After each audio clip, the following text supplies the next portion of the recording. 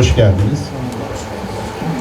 Aslında Sumut Filosu'na katılan, bir nevi gazi olan bu kardeşlerimizi havaalanında coşkulu bir şekilde karşılamak isterdik sizleri ama farklı zamanlarda geldiniz. Oradaki adli tıptaki işleri kardeşlerimizin uzun sürdü. Böyle bir salon programıyla kardeşlerimize bir karşılama programı yapalım dedik. Allah razı olsun. Bir boyutuyla cihattır. %100 inanıyoruz. Çünkü Allah Resulü Aleyhisselatü Vesselam Tebük seferinde biliyorsunuz sadece binekliler gidecek. Bazı insanlar geliyor, binek istiyorlar. Size verecek bineğim yok diyor Allah Resulü. Ayet-i Kerime'de de diyor ki senden binek isteyip de sen onlara size verecek binek bulamıyorum dediğinde gözleri yaşla dolup dönenlere sorumluluk yoktur diyor. Arkadaşlarımızın buldukları bineklerle gidebildikleri yere kadar gittiler. Bir nevi bizler bulamadık. Binek bulamadık. Ama kalbimiz orada, gözlerimiz yaşlı bu arkadaşlarla beraberdi. Allahu Teala'nın bizim de, sizin de bu arkadaşların cihadına ortak olacağını ben kesin inanıyorum. Çünkü bu salondaki herkes yol bulsa oraya gideceğini biliyoruz. Müsaadenizle şunu paylaşmak istiyorum. Siz de karşılaşıyorsunuz, biz de karşılaşıyoruz. İnternette de çok. Gidiyor da bu gemiler ne işe yarıyor? Bilmiyorum. Katılan arkadaşlar söyleyecek. Bizim edindiğimiz kanaatler ve bilgiler var. Gerçekten değer miydi bu kadar masrafa, bu kadar şeye değer miydi diye. Ama benim kalbime gelen bir şeyi söyleyeyim size. O özellikle o lanetli adamın tutuklulara yaptığı, savunma bakanının yaptığı aşağılayıcı muameleyi bir de kendisinin paylaşması ahmakça bir davranıştı aslında.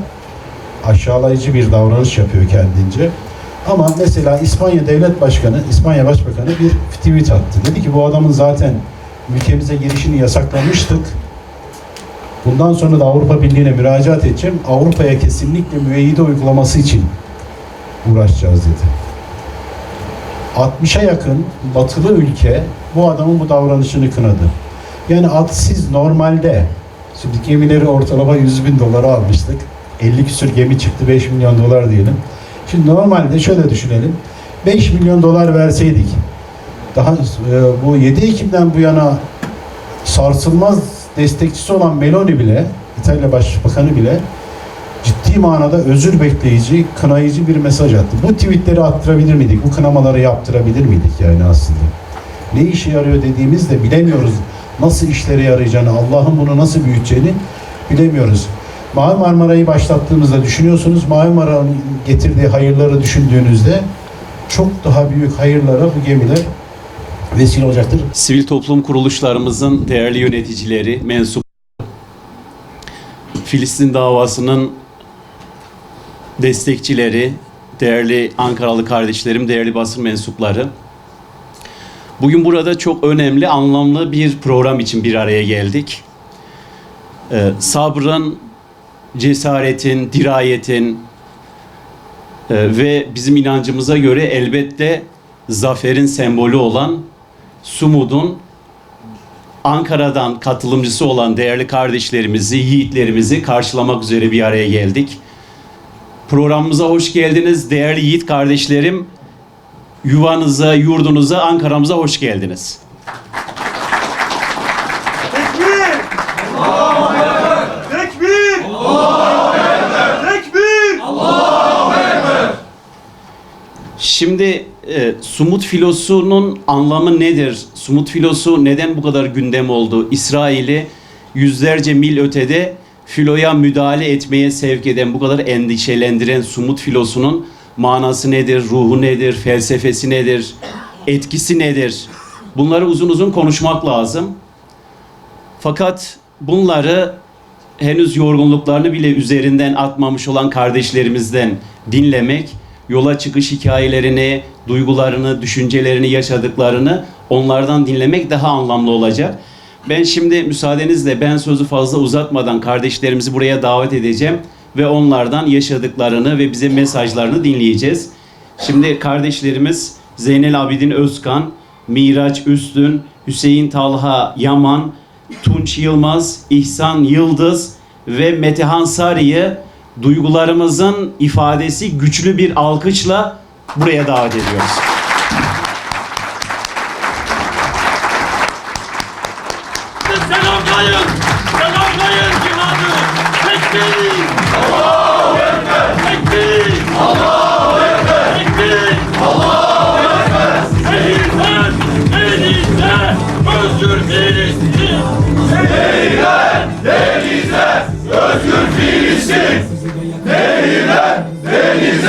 Özgür Filistin!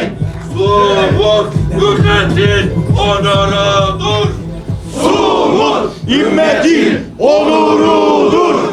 Sumut ümmetin onurudur!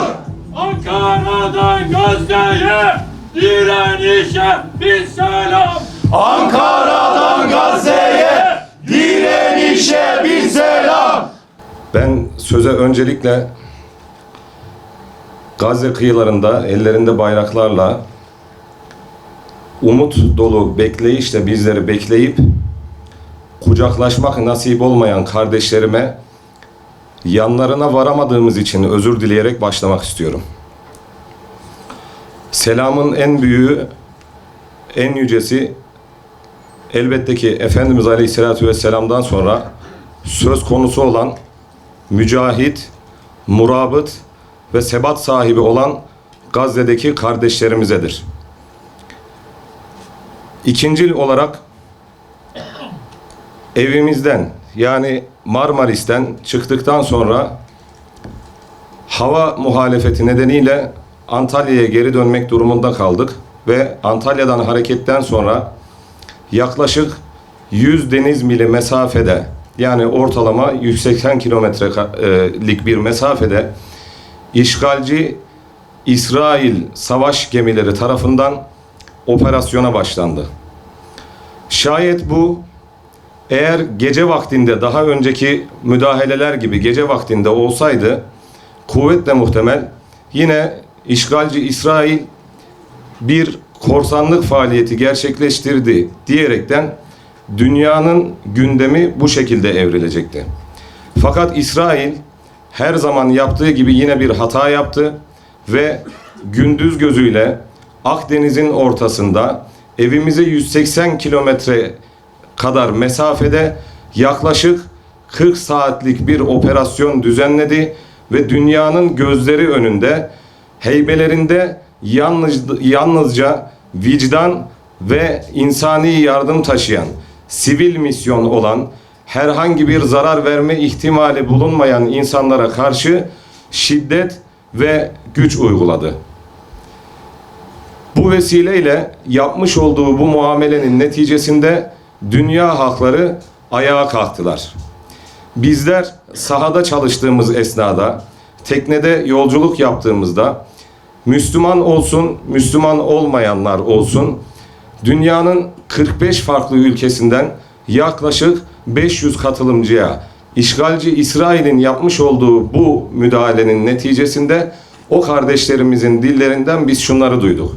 Bir Müslüman Gazze'deki kardeşi için dertlenebilir, cihat şuurunda bulunabilir. Fakat bir yabancının burada ne işi var sorusunun cevabı olarak bu kardeşler İsrail'in yapmış olduğu bu müdahalelerin artık bıçağın kemiğe dayandığını ve yaptıkları bu müdahalelerin artık son bulması gerektiğini ifade ettiler. Biz bundan oldukça fazla etkilendik. İnsanlar bazen eleştirirlerken diyorlar ki sizlerin orada ne işiniz var? Geçen seneki misyonda birçok tekne alındı, oralara kadar götürdünüz. Akdeniz'in ortasında bu gemiler kaldı. Az evvel Hacı Bayram abinin söylemiş olduğu bu tekneler oraya gidiyor. Peki ne işe yarıyor sorusunun cevabı bir nebze de olsa Hacı Bayram abi cevabını verdi. Benim bizzat karşılaştığım bir olay. İrlanda gibi, Norveç gibi, Yeni Zelanda gibi aslında sosyoekonomik düzeyleri oldukça yüksek olan ülkelerden katılımcılar aynen şunu ifade ediyorlar. Uluslararası medya bizi inanılmaz derecede provoke ediyor. Biz bu zamana kadar İsrail'in hep mazlum ve mağdur olduğunu, Filistin'deki insanların onlara zarar vermek için terör faaliyetlerinde bulunduğunu zannediyorduk.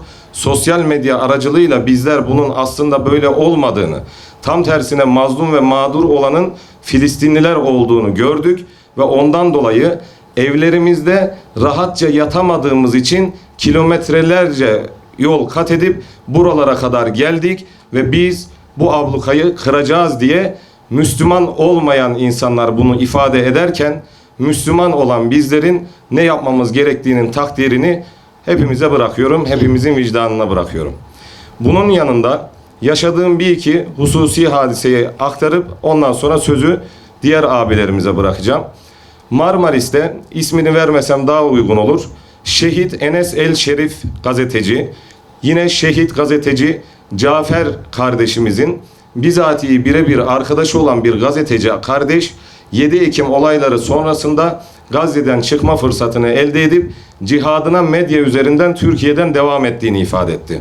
Bu kardeşimiz Şehit Ebu Ubeyde'nin yetiştiği ve büyüdüğü aynı mahalleden olduğunu ifade etti ve bana hususi fotoğraflarını gösterdi. Ben bunu öğrendiğimde kardeşimize şunu sordum. Dedim ki kardeşim, Ebu Ubeyde'nin yanlış hatırlamıyorsam, eğer yanlışsa sen düzelt, son konuşmalarından bir tanesinde demişti ki entum husumuna emamallahu azze ve celle min yevmil kıyame. Yani sizler bizlerin kıyamet gününde hasımlarısınız. Özelde bunu Müslüman ve Arap liderlere, genelde ise İslam ümmetine söylemişti. Bu cümleleri duyduğumda ben inanılmaz derecede üzüldüm ve hüzün gözyaşları döktüm.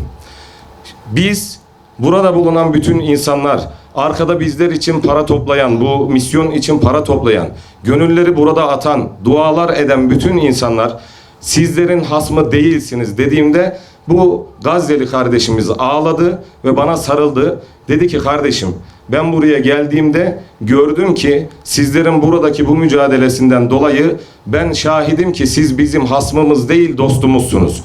Bunu benim gördüğüm gibi Gazze'deki akrabalarım, Gazze'deki komşularım ve kardeşlerim de görüyorlar ve vallahi, billahi, tallahi Allah da görüyor. Kıyamet gününde biz sizlerin aleyhinde değil, lehinizde şahitlik edeceğiz inşallah dedi ve ağlaşarak birbirimize sarıldık. İşte misyonun ne anlam ifade ettiğini buradan anlayabiliriz. Bir diğer örnek ise bizler evet çeşitli şiddetlere, hakaretlere, inanılmaz derecede işkencelere maruz kalan kardeşlerimiz oldu.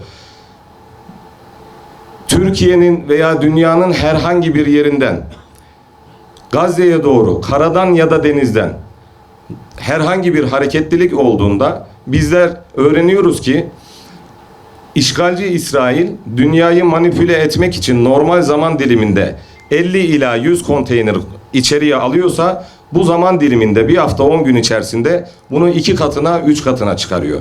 Şimdi bizlerin oradayken maruz kaldığı bu müdahaleler elbette ki Gazze'deki kardeşlerimizin İsrail'in kurulduğundan beri maruz kaldığı muamelelerin yanında bizlerin kaldığı muamelelerin esamesi okunmaz. Ama şayet bizler yola çıktığımızdan dolayı Gazze'deki kardeşlerimize 50 konteyner, 100 konteyner daha fazla yardım girecekse feda olsun.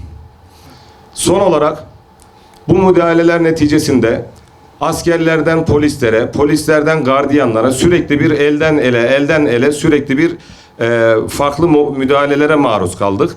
Ve en son bizleri plastik kelepçelerin sökülüp çelik kelepçelerin ellerimize ve ayaklarımıza bağlanan o kelepçeleri gardiyanların bağlayacağı yere götürdüklerinde gardiyan bana şunu ifade etti. Dedi ki İsrail'e hoş geldin. Dedim ki hayır. Ben işgal edilmiş Filistin topraklarına gelirken Akdeniz'in ortasında beni kaçırdılar. İradem dışında buraya getirdiler. Ben Gazze'ye geldim dediğimde bana dedi ki sen Gazze'ye mi geldin? Dedim evet. Aynen şu cümleyi kullandı. Go to Yahya Sinvar. Bu ne anlam ifade ediyor? Birincisi benim için beni Şehit Yahya Sinvar'ın yanına göndermekle tehdit ediyor. Bunu söylediğinde yüzümde sadece bir tebessüm ve dilimde elhamdülillah oldu. Diğer anlamı ise bu misyonda bulunan bir Müslümanın işgalci, katil, İsrail bünyesinde bulunan bir mahlukun dilinde bir Müslümanın, bu misyonda bulunan bir Müslümanın Yahya Sinvar ile aynı kare içerisinde zihninde ve dilinde bir alan tutması bizim için bu misyonun ne anlam ifade ettiğini zannediyorum ortaya koyuyordur. Selam ve muhabbetlerimi iletiyorum. Allah'a emanet olun. Selamünaleyküm cümleten. Daha öncesindeki geçmiş misyonda elhamdülillah işgalci hapishanelerine kadar gidip dönmek nasip oldu. Bu filoda yolda rahatsızlığım dolayısıyla geri indim ve kriz masasından süreci devam ettirdik. Ben kısaca bir anekdot anlatıp direkt arkadaşlara teslim edeyim inşallah mikrofonu. Abiler, kriz masasında gördüğümüz bir gerçeklik vardı. Ben şahsım adına, hepimiz adına arkadaşlarımızdan ve Gazze'den özür diliyorum. Çünkü şundan dolayı bizler yeteri kadar mevzuyu sahiplenemiyoruz. Bizler yeteri kadar sahayı dolduramıyoruz ve mücadelemizi hep eksik bırakıyoruz. Sirius gemisi vardı gemilerden biri. Gemimizi askeri gemiyle çarptıkları zaman tamamen iletişimimiz koptu. Dedik tamam, dünya ayağa kalkar, en azından oradaki arkadaşlarımız adına ya da Gazze adına bir şey yapabiliriz. Ama gördüğümüz bir gerçeklik vardı. İşte meydanda bir avuç insan vardı. Bunların içerisinde sizler ve işte onunla keza sosyal medyada paylaşımlardı. Bizlerin birçok alanı doldurması lazım. Özellikle sosyal medya ve medya alanında bulunmamız lazım ki daha güçlü ve daha başarılı işlere adım atabilelim. Çünkü sadece abluka bize Gazze tarafında uygulanmıyor. Gördüğünüz Yunanistan'da, Akdeniz'in ortasında haydutça, korsanca bir müdahaleyle ilk ekibimiz tamamen tutuklanmıştı. 178 kişiyi tekrardan Türkiye'ye aldık. Ama buradaki süreçte de gördüğümüz bir gerçeklik var. Bizler Akdeniz'in tamamen abluka altında olduğunu bilmemiz gerekiyor. Ve mücadelemizi sonuna kadar sürdürmemiz lazım. Konuyla alakalı benim diyebileceğim olaylar bu kadar. Olayları yaşayan, süreci yaşayan arkadaşlarımız daha detaylı bilgi verirler inşallah. Allah'a emanet olun. Şimdi Sumut filosu ile ilgili ben hep bunu söyledim. Sumut en azından Gazze'deki ve dünyadaki bir mazlum insanlar için sumut demek umut demek dedim. Bu filonun kimin nereden baktığı ile ilgili birçok sonuç çıkartabiliriz. Bunun bireysel tarafından bakabilirsiniz, uluslararası tarafından bakabilirsiniz, bir de uluslararası taraftan bakabilirsiniz. Herkesin gördüğü başka şeyler vardır. Burada benim birçok gördüğüm şey var ama uluslararası, özellikle Akdeniz kıyısı olan ülkeler için İsrail ciddi anlamda bir devlet sorunu, milli güvenlik sorunu. Bunu umarım görürler. Yoksa herkesin kendince burada hikayeleri var. İnanılmaz şeyler yaşanıldı. Ben kendi adıma bunu böyle yaşadık, şöyle yaşadık demeyi zul görürüm. Çünkü bizim yaşadıklarımız oradaki mazlum insanların yaşadıklarının katresi bile değil. Katresi bile değil. Biz görevimizi yapmaya çalıştık sadece. Rabbim bu kadarını nasip eyledi. Nasibimiz neyse o kadarını yaşadık. Ben çok fazla da sözü uzatmak istemiyorum. Bunu daha çok sahiplenmemiz gerektiğini ve oradaki insanlara bir şekilde ulaşmanın gerekliliği şart olduğunu düşünüyorum ben. Teşekkür ediyorum. Allah razı olsun. Hepiniz buraya geldiğiniz için hepinizden tek tek teşekkür ediyorum. Allah razı olsun. Hepinizin duasını gerçekten orada çok ben şahsım adına çok hissettim. Gördüğümüz işkenceleri anlatmak istemiyorum ama günlerce susuz ve aç kaldık. Allah bizi tok tuttu. Allah bizi orada diri tuttu. Beni köpekler gibi aşağı bastıran İsrail askerlerinin, şerefsizlerinin ellerinin titrediğini ben hissettim. Bizden korkuyorlardı. Allahü Teala bizlik hiçbir şey yok. Yani tamamen orada Allah bizi onlara nasıl gösterdi bilmiyorum ama biz çok dirayetliydik. Burada oraya katılan bütün arkadaşlarım da çok dirayetliydi. Hiç kimse psikolojisini düşürmedi aşağıya. Eminim onlar bizim yerimizde olsa, esir düşseler hüngür hüngür ağlayıp, yalvarıp, yakarıp özgür bırakılmalarını isteyeceklerine eminim. Ama bizden hiçbir arkadaşımız ne ağladı ne bir talepte bulundu. Bu çok iyi bir şeydi, bir motivasyondu bizim için. Ve şunu söylemek istiyorum. O şerefsizlerin hakikaten şakası yok. Ciddi organize olmuşlar ve buraya doğru da geliyorlar. Benim tek bir mesajım var, o da şu: biz bu ülkemizde artık sağı, solu, işte ötekiyi, berikiyi bırakıp hepimiz birleşip bu ülkeyi ne kadar kalkındırabiliriz? Bu ülke için, bu devletimize ne kadar sahip çıkabiliriz? devletimizi başımızın üstüne koyup onların üstesinden gelmemiz gerekiyor. Çünkü onlar ahmakça bir hazırlık içerisindeler. Hem korkuyorlar hem de birlikte oldukları için cesaretleniyorlar.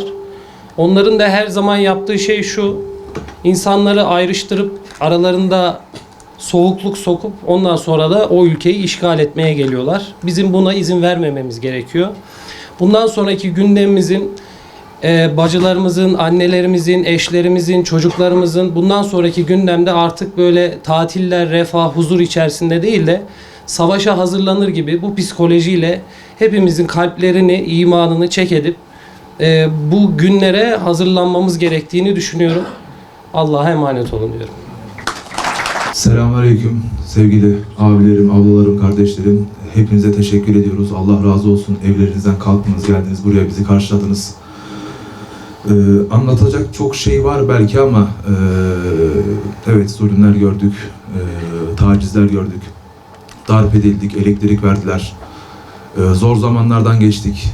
Fakat bunları yaşadıkça benim aklıma gelen hep şuydu: bize bunları yapan insan olmayan, esferi safilinden bile daha beter olan insanlar, mahluklar 8 yaşındaki bir Filistinli çocuğa nasıl davranıyordur? Şu an idam edilmek üzere olan Filistinli kardeşlerimize nasıl davranıyordur? Bunu anlamaya çalıştık aslında. Orada güneşin altında ya da konteynerde soğukta beklerken bunu anlamaya çalıştık. Ve gördüğüm manzara şu benim: gerçekten Allah o kardeşlerimize çok büyük bir iman vermiş. Filistinli kardeşlerimize çok büyük bir izzet vermiş. Ve onlar şu anda 2 milyon kişiden yaklaşık 1.3 milyona düştüler. Yaklaşık 700 bin şehidimiz var Allahu alem. 1.3 milyon kişi İslam'ın, ümmetin izzetini ve onurunu taşıyorlar. Başlarını yere eğmiyorlar. Bu da geri kalan ümmetin ayıbı olsun. Kendimizi burada değerlendirmemiz gerekiyor. Karşımızdaki mahluklar gerçekten insan değiller. Hani Allahu Teala'nın kitabında bahsettiği lanetli kavim nasıl olunur? Gerçekten bunu gördük. Korkaklar. Hani Hazreti Musa'ya diyorlardı ya, Rabbinle beraber gidin savaşın diye. Gerçekten öyle korkak insanlar. Ve kendilerinden başka hiç kimseyi sevmiyorlar. Millet fark etmiyor. Alman olsun, Amerikalı olsun, İngiliz olsun, Macar olsun, Polonyalı olsun, hiç kimseyi sevmiyorlar. Nefret ediyorlar. Ama şunu söylemem gerekiyor ki bizleri daha çok sevmiyorlar. Çünkü her ellerine bizi geçirdiklerinde sürekli nereli olduğumuzu sordular. Ve Türk olduğumuzu söylediğimizde Türk işa deyip yumruk yedik. Sonra Sayın Cumhurbaşkanı'na söverekten yumruk attılar defalarca. Beni öyle dövdüler. Ve gurur duydum. Demek ki gerçekten bunların bizimle bir acısı var. Demek ki Allah'ın izniyle bunlara darbeyi de yumruğu da biz atacağız. İnşallah. Ve şunu gördüm misyonda, gerçekten Sumut filosu katılımcılarıyla beraber gerçekten özverili bir filo. Hani biz imanımız gereği Filistinli kardeşlerimiz için, din kardeşlerimiz için, insanlar için bir şeyler yapmaya çalışıyoruz ama hani İrlanda Cumhurbaşkanı'nın kız kardeşi geldi, doktorluk yapıyordu orada başımızda. Gerçekten insanlık için bir araya gelmiş milletler ve böyle oluşumları bulmak gerçekten zor. Çok güzel bir oluşum. Çok özverili bir oluşum. Fakat ben şunu gördüm. Bizim bazı eksikliklerimiz olmuş ve bu eksikliklerden en büyüğü de biz Mavi Marmara'ya sahip çıkamamışız. Sürekli bizi Mavi Marmara'dan dem vurdular. Bakın siz gittiniz, insanlar öldü. Biz Mavi Marmara'ya sahip çıkmamışız. Onlar çok güzel sahip çıkmışlar. Ve bunu da sürekli bize vurdular. Ve ben şunu gördüm. Evet, Sumut çok güzel bir oluşum ama bize Mavi Marmara 2'ler lazım, 3'ler lazım, 5'ler lazım, 10'lar lazım. Bize şehitler ve şahitler lazım. İsrail ancak güçten anlayacak. İnsanca davranmanın hiçbir anlamı, önemi, ehemmiyeti yok. Bizim gerçekten onlara demirden bir yumruk indirmemiz gerekiyor. Ve son bir şey söyleyeceğim. Gerçekten İsrail ordusu içerisinde çok güzel Türkçe konuşan, İsrail adil olmayan mahkemelerinde telefonlardan bizi Türkçe yargılayan kişilerle konuştuk. Kişiler duyduk. Burada da devletimize çok büyük bir sorumluluk düşüyor. Gerçekten bu çifte vatandaşları ve özellikle son dönemde İsrail'de olanları devletimizin elemesi gerekiyor. Vatandaşlıktan çıkarması gerekiyor. Şöyle bir şey geçti başından. Gecenin saat 2'sinde İsrail mahkemesinde avukatsız bir şekilde dil bilmeden, İbranice bilmeden yargılanırken oraya Türkçe bilen birini bağladılar. Ve bizim hakkımızda şöyle bir ifade kullandı. Biz 3 kişiydik, 3 Türk yargılanıyorduk sözde. Dedi ki, sizin gibi Türk kardeşlerimi yargıladığım için utanıyorum, size yazıklar olsun. Siz çok kötü gaza geldiniz, biz zaten insani yardım ulaştırıyorduk. Sizi gaza getirdiler tarzında ifadeler kullanıldı yüzümüze doğru. Ama inşallah o mahlukun numarasını gören arkadaşımız olmuş. İnşallah gerekeni de yapacağız. Hepinize teşekkür ediyorum. Allah'a emanet olun. Selamünaleyküm. Kıymetli basın mensupları, değerli kardeşler. Global Sumut Filosu 2026 Bahar Misyonu'nun deniz misyonu kısmını engellemelerle tamamladık. Ama bugün hala Libya'da kara konvoyumuz direnmeye devam ediyor. Karadan ablukayı kırmak için ambulanslarımızda, konteynerlarımızda, insani yardım yüklerimizde ve 30'dan fazla ülkeden 400'e yakın aktivistlerimizle Libya'da kuşatma altında bir bölgede mücadelelerini sürdürüyorlar ve orada Hafter güçlerinin engelini aşıp Mısır'ın sınır kapısına, oradan da Refah sınır kapısına ulaşmak için yolculuklarını sürdürüyorlar.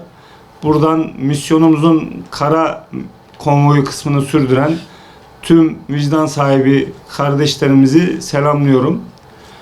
Global Sumut Misyonu 2026 sürecinde Türkiye'de oluşturulmuş delegasyonun yönetimde bir üyesiydik. 12 arkadaşla birlikte bu sürecin hazırlığını yürüttük. Ama Nevzat Başkanım ifade etmedi. Bu misyon 14 Nisan'da yolculuğuna başladı. Yani 11 Nisan'da İspanya'da duyurusu yapılan hava muhalefeti dolayısıyla 14 Nisan'da yola çıkan bir misyondu. Ve bu misyonda bizim aslında cezaevi arkadaşlarımız burada. Nevzat Öylek Başkanımdı, Abdülatif Faslı Hocamdı, doktor. Bugün aldıkları yaralar dolayısıyla İstanbul'da tedavi olan Abdülhamit Yağmurcu Hocamdı. Yine aynı Ankara Filistin Dayanışma Platformu'nun üyesi. Ve yine aldığı yaralar dolayısıyla bugün Türkiye'nin en büyük sendikalarından biri olan Hak İş Genel Başkanı Mahmut Arslan Başkanım tedavisi dolayısıyla Ankara'da aramıza katılamadı. Yine yardımcıları Fatma Hanım gibi Ankara'dan aslında birçok kardeşimizin bu sürecin parçası olduğu, ama bununla birlikte kurumlarımızın da bu sürecin genelinin yükünü çekmekte, her türlü riski göze alıp İHH'mızın, Memur Sen'in, Hak İş'in bu sürecin finans kısmında yüklenilmesi gereken her aşamasında kendi kurumlarını bu sürece hizmetkar ettikleri bir süreçten geçerek bu zorlu süreci hazırladık. Hedefimiz de karadan ve denizden yüzlerce tekne, binlerce aktiviste denizden, yine aynı şekilde binlerce aktiviste de karadan ablukayı kırmak vardı. Biz buna inancımızla, irademizle sürece başladık. Gemilerimizin sayısını yüzlerce tekne demiştik. Bu misyona katılmak üzere 106 tekne hazırladık. Yine aynı şekilde bu misyona katılmak üzere karadan 1700 başvuru aldık. Bu başvuruların tamamı Tunus'ta, Cezayir'de, Moritanya'da, Fas'ta yola çıkacak ve bizimle birlikte eş zamanlı bir şekilde karadan ve denizden ablukayı kıracaklardı. Sürecin en zor zamanlarında bu işe besmele çektik. Çünkü bir önceki Sumut misyonunda Gazze'de saldırılar devam ediyordu ve Gazze'de saldırılar devam ederken Gazze'ye yönelik sivil bir eylem yapmak her birimiz için çok daha kolay bir ortamdı. Ama ateşkes sonrasında bugün unuttuğumuz Gazze için bir şeyler yapabilmek her birimiz için zor bir işti ve bununla yüzleştik de. Ama Allah'a hamdolsun özellikle Türkiye başta olmak üzere Müslüman coğrafyaların neferleri ve vicdan sahibi ülkelerin direnişçi topluluklarıyla bir araya geldiğimizde besmelesini çektiğimiz işin biadını verdiğimiz halini Allah'ın izniyle biz üzerimize düşen haliyle tamamladık. Yani seferimizi zafere ulaştırma noktasındaki takdiri Allah'a bırakmıştık. Ama seferimizde ne söz vermişsek biz üzerimize düşeni yapmak için bir çaba ve gayret sarf ettik. Ve bu yolda Allah yaptığımız işleri bereketlendirdi ve biz söylediğimiz hiçbir sözün esiri olmadık. Ama her türlü engellemeyle karşılaştık. Onu da buradan ifade etmemiz gerekiyor. Biz İspanya'dan gemileri yola çıkarttığımızda doktorlarımızın gemisi olacak. Dünyanın her ülkesinden doktorlar bu gemiye binecek ve Gazze'deki sağlık sorununa dikkat çekmek için Gazze sahillerinde hasta bakacak demiştik. Dünyada doktor gemisi yapabilmek için satın alacak gemi bulamadık. Aldığımız gemileri satın almamıza müsaade etmediler.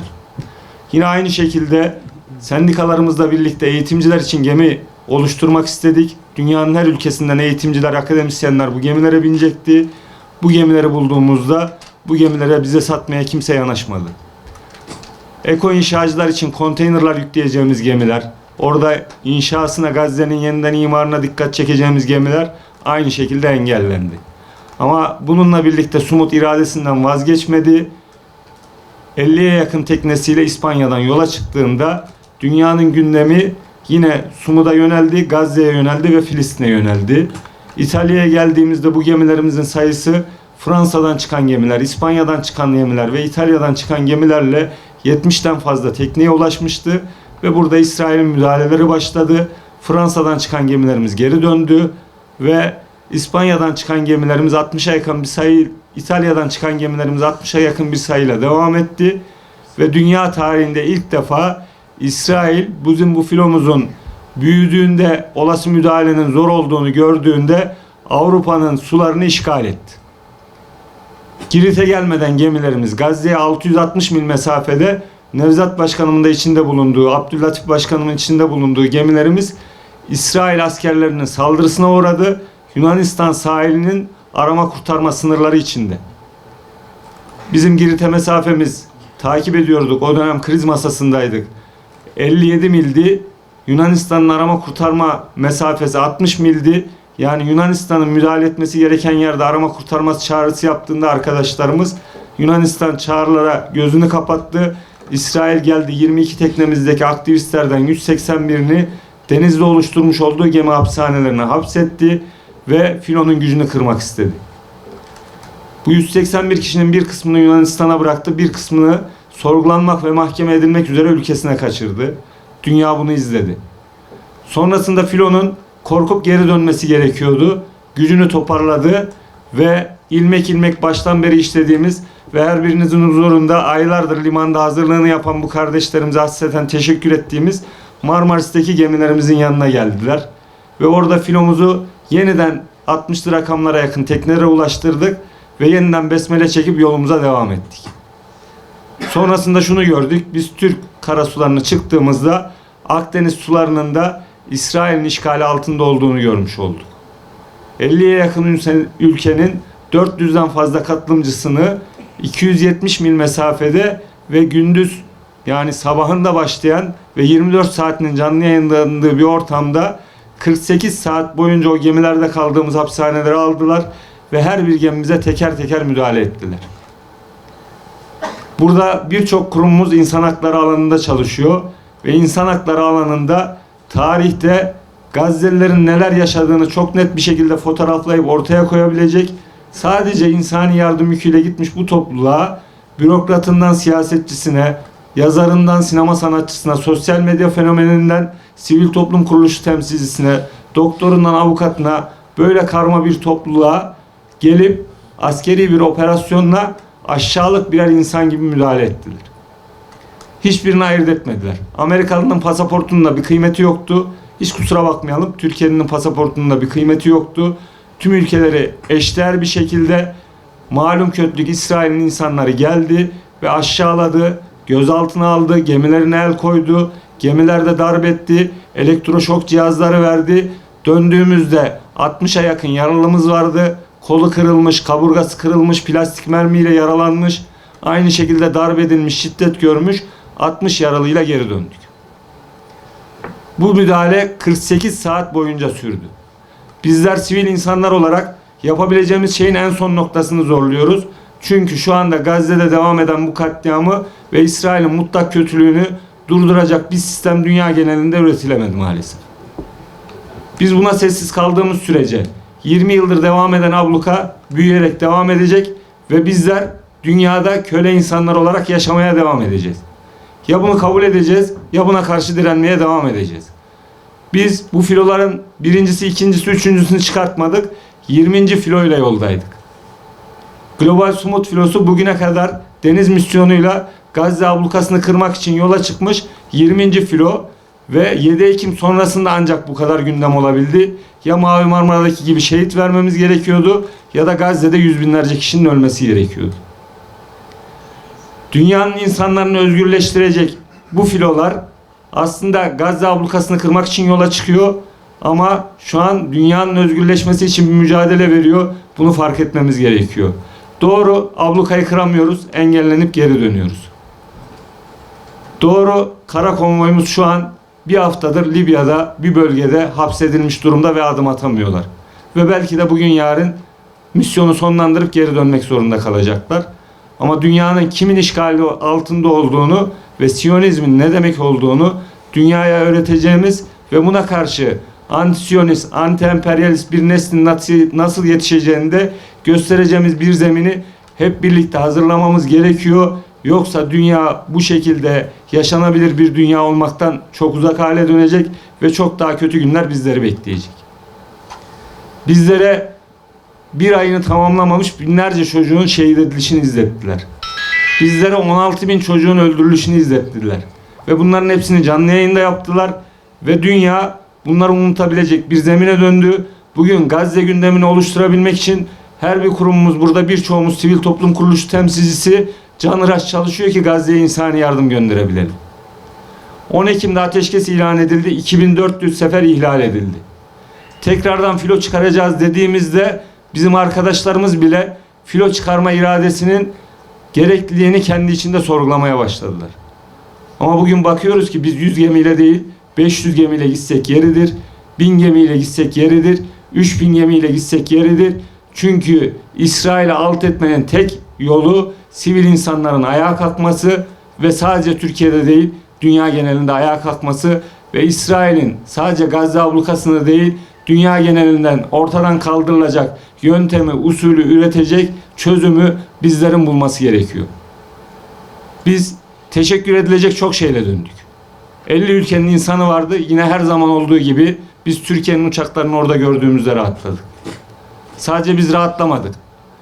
Pasaportu kim olursa olsun o uçakları gördüğünde herkesin kalbine bir ferahlık gelmişti. Çünkü kendi ülkelerinin insanlar onlara karşıladığında başlarına ne geleceğini bilmiyorlardı. İsveçli geri döndüğünde cezaevine mi girecek? Alman geri döndüğünde hapis mi edilecek? Ya da geri döndüğünde bu yolculuğun faturası onlara mı kesilecek bilmiyorlardı. Çünkü bir önceki yolculuklarında bunların hepsiyle yüzleşmişlerdi. Ama şöyle bir toplulukla da yol yürüyoruz. Müslüman değiller, Hristiyanlar, Yahudiler, ateistler ama hepsi anti-Siyonist ve mücadelenin bir parçası ve bu mücadelede yılmadan devam ediyorlar. Daha dün akşam hapishanede 79 yaşında bir yazarla bir aradaydık ve 20 yıldır bu mücadelenin bir parçası. Yine sabahında 86 yaşında Enval Kır'la beraberdik. 20 yıldır bu mücadelenin bir parçası ve bunlar Müslüman değiller. Dünyanın vicdan sahibi insanlarıyla dünyayı daha yaşanabilir bir hale getireceğiz. Bizler belki bunu yenilgi olarak görüyoruz ama bunun oluşturmuş olduğu bereketleri bugün hissedemeyeceğiz. Yarın bu bereketlerle yüzleştiğimizde bugün burada bu basit çabalarla yaptığımız şeyin bizlere neler kazandırmış olduğunu da hep birlikte biz göreceğiz. Çünkü İsrail'in yıkılışını biz kendimiz görmek istiyoruz. İnşallah biz yaşarken göreceğiz ama biz göremezsek bıraktığımız nesiller İsrail'i haritadan silecek. Çünkü biz Siyonizmin ne demek olduğunu büyüklerimizden öğrendik. Bu kurumları oluşturduk, mücadelenin içine girdik ve ne demek olduğunu çocuklarımıza öğreteceğiz. Biz beceremezsek onlar İsrail'i haritadan silecekler inşallah. Ve son olarak şunu söyleyelim. Şu an Gazze ablukasını kırmak için yaptığımız mücadele tekraren ve tekraren söylüyoruz. Aslında Doğu Türkistan içinde yaptığımız bir mücadele, Sudan içinde yaptığımız bir mücadele, Yemen içinde yaptığımız bir mücadele ve dünyanın mazlum ve korunmaya muhtaç, dini, dili, ırkı fark etmeyen tüm toplulukları için yaptığımız bir mücadele ve bu uğurda aslında ödediğimiz bir bedel yok. Çünkü bedeli sahada ayakta duran, direnen, canını, kanını, malını veren mücahitler ödüyor. Bizler sadece onların talepleri doğrultusunda onların yoluna hizmetkar olarak bu süreçte ahirette hesabımızı hafifletebiliyorsak ne âlâ. Allah bu yolda her birimize güç, kuvvet, dirayet versin ve bugün burada aslında bir şekilde engellendiğimiz ve sonlandırdığımız filomuzu yeniden çok daha büyük fikirlerle, gerekiyorsa yine denizden, gerekiyorsa yine karadan, gerekiyorsa yine yaya olarak ve İsrail'in her tarafını saracak şekilde sayımız binler değil, 10 binler ve milyonlar olarak büyütüp o coğrafyayı yeniden İslam coğrafyası haline dönüştüreceğimiz günleri bizlere nasip etsin. Allah razı olsun. Allah'a emanet olun.